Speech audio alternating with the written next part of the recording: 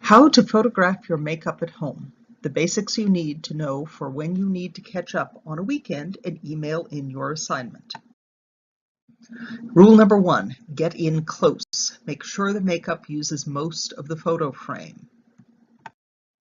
Rule number 2, frame the face to remove distracting elements. When you're framing the face, ears or necks that don't match, incongruous modern clothing, hair or clothes that clash, all don't help the look of the makeup. So anything at all that color coordinates and or blocks out these distractions is an improvement. Even a plain black t-shirt can work in a pinch for almost all stylized makeup by pulling the face through the neck hole sideways and massing the body of the shirt around the face like a wimple-like frame. Background distraction can also upstage the face, so look for blank walls, especially gray cement walls that help your camera to color correct. Here you can see several different makeups as they would be photographed without and with framing.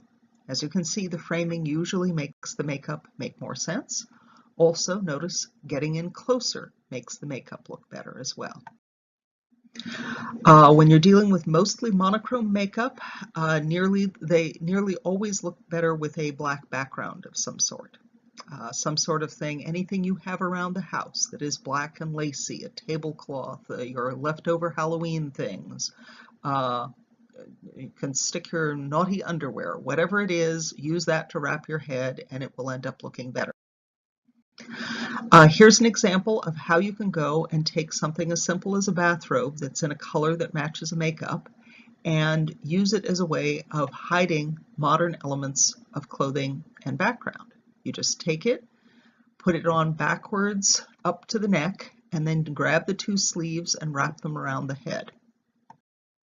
Same thing, you can take a shirt that has some sort of color that goes well with the makeup, stick your head through the neck hole, and wrap the sleeves into some sort of a wimple.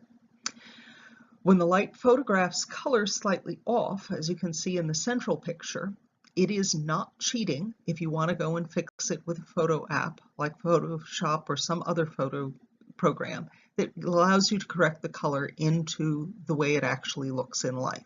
That isn't cheating and it won't be considered a thing to ding you if you go and turn it in. So here you can see examples of how I go and take people who have regular modern clothes and I stick things around their necks, in this case a t-shirt, where I shove somebody's head through it in order to go and get better looking pictures. Lighting, rule 3. Try to find a place with the maximum broadly diffused light. Most makeup looks best under diffused light. If there is no place with diffused light, hang a light colored sheet over a window and photograph near that. That'll give you diffused light.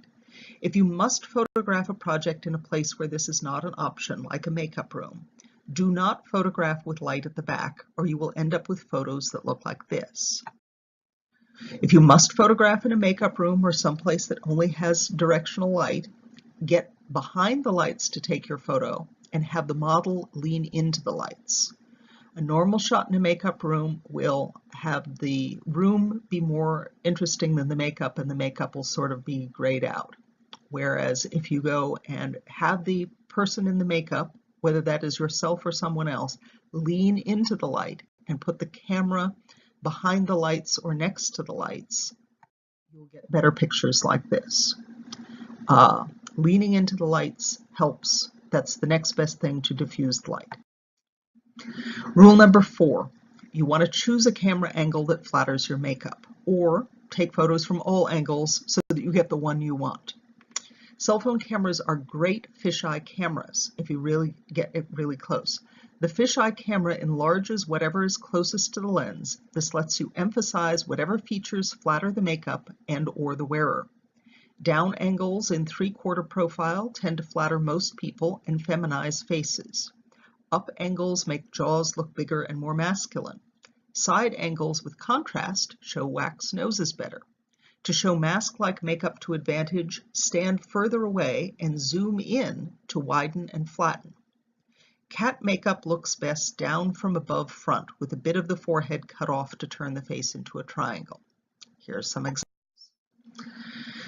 Here you can see the various angles that a cell phone camera will give you. When you're angling down from the top, it makes a huge forehead and a tiny chin.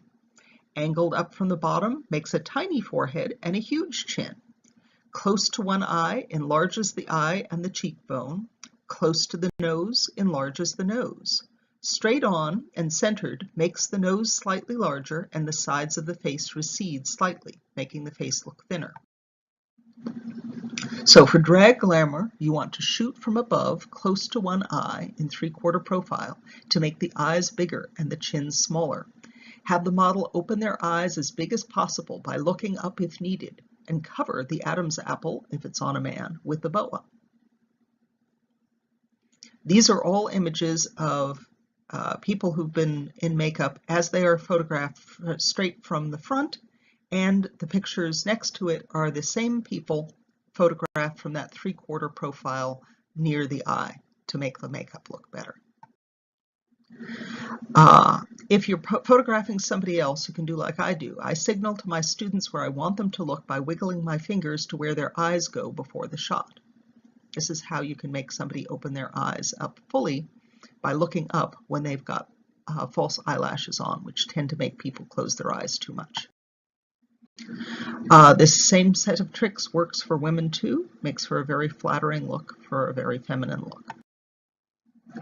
The same tricks work to improve the look of corrective makeup for 95% of humans. The 5% that are the exception are men with no chin, at which point you need to go and shoot up. More chin. For beards on women, shoot up. It shows the beard and gives women smaller eyes and more masculine jaw, so it makes their impression of being masculine more effective.